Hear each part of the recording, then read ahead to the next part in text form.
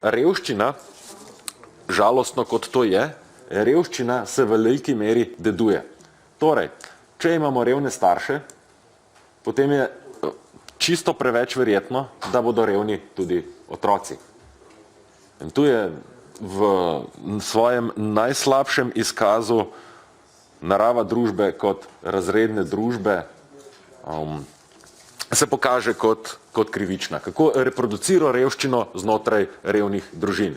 Torej, v eni družini, če so starši revni, bo veliko bolj verjetno, da bodo tudi otroci revni, kot če so recimo starši premožni, ali pa če so iz nekega srednjega razreda ali pa kakorkoli. Preprosto otroci iz takih družin nimajo kapitala, ne finančnega, nimajo nekih vez in poznanstev, da bi jih kamorkoli pripeljali ali stimulativnega okolja, ki bi jih usmerjal v gradnjo nekega izobraževalnega, skozi izobraževalni sistem nekega izgleda v svet, na podlagi katerega bi se vzpostavili in tako naprej, kot ga imajo nemara neki vrstniki, ki prihajajo iz družin, ki so socialno bolje koncipirane. In zdaj bomo tem revnim otrokom, revnih staršev dejali, ne, vi pa ne boste od svojih staršev dobili hiše ali pa stanovanja, ki ga morda imajo, to vam bomo vzeli, ker vi ste tako grdi, da ne želite plačati astronomsko visoke oskrbnine za svoje revne starše v domovih starejših. To so slučaji, kjer niti ne gre za to, da zanamci ne želijo tega plačati, gre za to, da ne zmorejo. In gospod poslanec SDS-a bi takim revežem vzel potem tisto kmetijo pa tisto njivico. Mislim, pa kaj mi tle poslušamo, In dalje, če želite še nekoliko bolj konceptualni odgovor. Medgeneracijska solidarnost na način, kako otroci neposredno skrbijo za svoje starše, je nekaj, kar datira nazaj v srednji vek. Vse vemo, kako so se iz roda v rod prenašale kmetije. Starejša generacija, ko je prenehala z aktivnejšim udejstvovanjem na kmetiji, si je izgovorila nek kotek in v zameno za skrbstvo teh svojih staršev, je potem mlajši gospodar svojo družino kmetijo prevzel.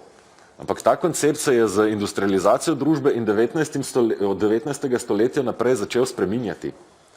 Ker je prišlo tudi do veliko bolj atomizirane družbe, kot je bila takrat.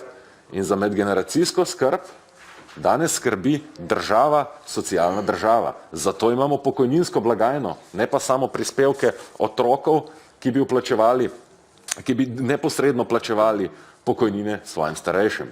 Zato sploh poznamo koncept domske oskrbe starejših in tako naprej in tako naprej. In zdaj pa revnim otrokom, revnih starostnikov reči, da vi pa še že tako ničesar nimate, vi pa še dodatno zdaj plačajte za skrbstvo svojih staršev v domu starejših občanov, ker nobenega drugega socialne mreže varnosti več ne obstaja. Mislim, to je pa naravnost zavrženo. No.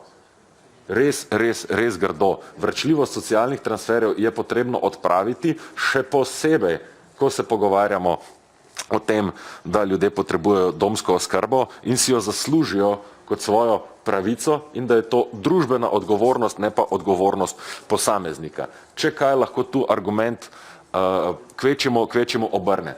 Tisti, ki hoče iz našega javnega denarja namesto financiranja domov starejših in zagotavljanja nižjih oskrbnin kupovati havbice in oklepnike, naj kupuje te havbice in oklepnike iz svojega žepa, ne pa iz proračuna Republike Slovenije, ki pripada vsem državljankam in državljanom. Ne pa, da želi na socialnem področju družbo spremeniti v srednjeveško kmetijo. Ampak mi je nekako razumljivo, da bi poslanci SDS družbo spremenili oziroma družbo razumejo kot srednjeveško kmetijo in približno na en tak način se tudi obnašajo tako v državnem zboru kot takrat, ko so na oblasti.